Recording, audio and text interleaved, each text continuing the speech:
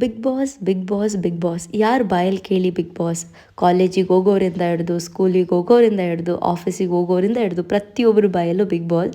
ಎಲ್ಲರೂ ನೋಡ್ತಾನೆ ಇದ್ದೀರಾ, 2ನೇ ದಿವಸಕ್ಕೆ ಮಹಾ ಯುದ್ಧಗಳೆಲ್ಲ ಶುರುವಾಗ್ಬಿಟ್ಟಿದೆ. ಒಬ್ರನ್ನ ಕಂಡ್ರೆ ಒಬ್ರಿಗೆ ಆಗ್ತಾಯಿಲ್ಲ.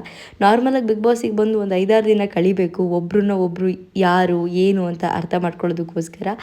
ಆದರೆ ಇಲ್ಲಿ ಈ ಮನೆ ಬಿಗ್ ಬಾಸ್ ಒಳಗಡೆ ಮೊದಲನೇ ದಿನವೇ ಆಲ್ರೆಡಿ ಜಗಳ ಶುರುವಾಯಿತು. ಜಗಳ ಜೊತೆಗೆ ಒಂದು ಚಿಕ್ಕ ಲವ್ ಸ್ಟೋರಿ ಶುರುವಾಗೋ ಹಾಗಿದೆ ರಂಜಿತ್ ಮತ್ತು ಐಶ್ವರ್ಯ ನಡುವೆ. ಆ್ಯಕ್ಚುಲಿ ಅವರಿಬ್ಬರ ಮಧ್ಯೆ ಏನೂ ಇಲ್ಲ. ನಾರ್ಮಲಾಗಿ ಅಲ್ಲಿ ಕೂತಿದ್ದಂತಹ ಮಾನಸ, ಚೈತ್ರ ಕುಂದಾಪುರ ಇವರೆಲ್ಲ ಸೇರ್ಕೊಂಡ್ಬಿಟ್ಟು ಐಶ್ವರ್ಯ ಬಂದಿದ್ದ ತಕ್ಷಣವೇ ರಂಜಿತ್ ಬ್ಲಷ್ ಆಗ್ತಿದ್ದಾರೆ. ಅವ್ರು ನೋಡಿದ ತಕ್ಷಣ ಬ್ಲಷ್ ಆಗ್ತಿದ್ದಾರೆ, ಮುಖ ಎಲ್ಲ ಕೆಂಪಗಾಗ್ಬಿಡ್ತು ಅಂತ ಹೇಳಿಬಿಟ್ಟು ರಂಜಿತ್ ಅವ್ರಿಗೆ ರೇಗಿಸ್ತಾ ಇದ್ರು.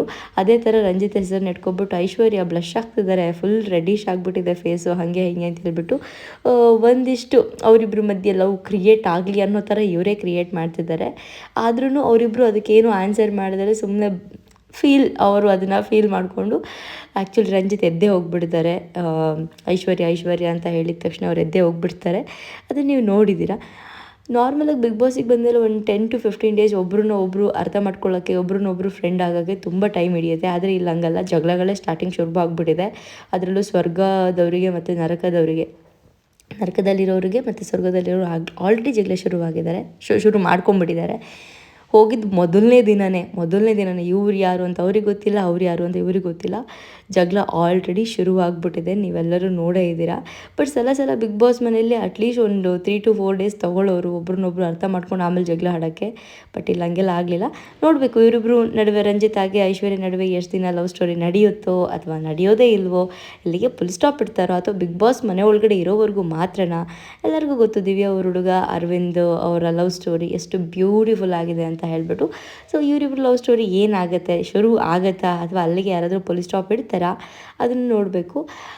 ಹಾಗೆಯೇ ಯಮುನಾ ಅವರು ನಾಮಿನೇಟ್ ಮಾಡುವಾಗ ಗೌತಮಿ ಅವ್ರನ್ನ ಮಾಡ್ತಾರೆ. ಸತ್ಯ ಧಾರಾವಾಹಿ ಹೀರೋಯಿನ್ ಗೌತಮಿ ಅವ್ರನ್ನ ಮಾಡಿದಾಗ ಶಿಶಿರ್ ಸಿಕ್ಕಾಪಟ್ಟೆ ಕೋಪ ಮಾಡ್ಕೊಳ್ತಾರೆ. ಅವ್ರು ಕೊಟ್ಟಿದ್ದ ರೀಸನ್ ಬಂದು, ಇವರು ಯಾವಾಗಲೂ ಸ್ವರ್ಗದವ್ರ ಜೊತೆ ಇರೋದಕ್ಕಿಂತ ಹೆಚ್ಚಾಗಿ ನರ್ಕದವ್ರ ಜೊತೆ ಇರ್ತಾರೆ ಗೌತಮಿ ಅವರು ಅಂತ ಹೇಳಿಬಿಟ್ಟು ಯಮುನವರು ನಾಮಿನೇಟ್ ಮಾಡ್ತಾರೆ. ಅದಕ್ಕೆ ಶಿಶಿರ್ ಅವರು ಯಾಕೆ ನರ್ಕದವ್ರ ಜೊತೆ ಇರಬಾರ್ದಾ, ಅವರಿದ್ರೆ ಏನು ತಪ್ಪು, ನೀವು ಇದು ಕೊಟ್ಟಿದ್ದ ಕಾರಣ ಸರಿ ಇಲ್ಲ ಅಂತ ಹೇಳ್ಬಿಟ್ಟು ಶಿಶಿರ್ ಅವರು ಸರಿಯಾಗಿ ಕ್ಲಾಸ್ ತೊಗೊತಾರೆ ಯಮುನಾ ಅವರಿಗೆ. ಯಮುನಾ ಅವರು ಅದಕ್ಕೆ ನೀವೇನು ಬಿಗ್ ಬಾಸ್ ಅಲ್ಲ, ನಾನು ನಿಮಗೆ ಆನ್ಸರ್ ಮಾಡೋಕ್ಕೆ, ನನ್ನಿಷ್ಟ, ನನಗೇನು ಅನ್ಸುತ್ತೋ ನಾನು ಅದನ್ನು ಹೇಳ್ತೀನಿ ಅಂತ ಹೇಳಿಬಿಟ್ಟು ಯಮುನಾ ಅವರು ಸೀದಾ ಹೋಗ್ತಾರೆ. ಬಟ್ ಆದರೆ ಶಿಶಿರ್ ಅವರು ಸಿಕ್ಕಾಪಟ್ಟೆ ಕೋಪ ಮಾಡ್ಕೊತಾರೆ. ಅವ್ರು ಯಾರ ಜೊತೆ ಬೇಕಾದ್ರೂ ಇರ್ಬೋದು, ನರ್ಕದವ್ರ ಜೊತೆ ಬೇಕಾದ್ರೂ ಇರ್ಬೋದು, ಸ್ವರ್ಗದವ್ರ ಜೊತೆ ಬೇಕಾದರೂ ಇರಬಹುದು ಅಂತ ಹೇಳ್ಬಿಟ್ಟು ಶಿಶಿರ್ ಅವ್ರು ಹೇಳ್ತಾರೆ. ಇದಿಷ್ಟು ಸ್ವಲ್ಪ ಜಗಳ ಇವರಿಬ್ಬರು ಮಧ್ಯೆ ಸಿಕ್ಕಾಪಟ್ಟೆ ಜಗಳ ನಡೆಯೋದು ಇದೊಂದೇ ವಿಷಯಕ್ಕೆ. ಆನಂತರ ಮತ್ತೆಲ್ಲ ತಣ್ಣಗಾಗ್ತಾರೆ. ಅದ್ರ ಜೊತೆಗೆ ಶಿಶಿರ್ ಅವ್ರ ಕೈ ಹಿಡ್ಕೊಂಬಿಟ್ಟು ಚೈತ್ರ ಕುಂದಾಪುರ್ ಅವರು ಜಾತಕ ಹೇಳ್ತಾರೆ.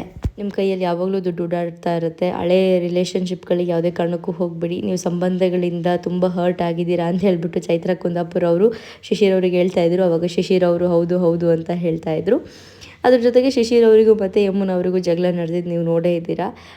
ಅದೊಂದು ವಾರ ಚೆನ್ನಾಗೇ ಇತ್ತು. ಆ್ಯಕ್ಚುಲಿ ಕೊಟ್ಟಿದ್ದ ರೀಸನ್ ಯಾರಿಗೂ ಇಷ್ಟ ಆಗಲಿಲ್ಲ, ಐ ಥಿಂಕ್ ಸೊ ಈ ವಿಡಿಯೋನ ನಾನು ಇಲ್ಲಿಗೆ ಎಂಡ್ ಮಾಡ್ತಾಯಿದ್ದೀನಿ. ಇದೇ ರೀತಿ ಬಿಗ್ ಬಾಸಿನ ಅಪ್ಡೇಟ್ಗಳಿಗಾಗಿ ಟೀ ಟೈಮ್ ಟಾಕ್ನ ಸಬ್ಸ್ಕ್ರೈಬ್ ಮಾಡೋದನ್ನು ಮರಿಬೇಡಿ. ನಮಸ್ಕಾರ.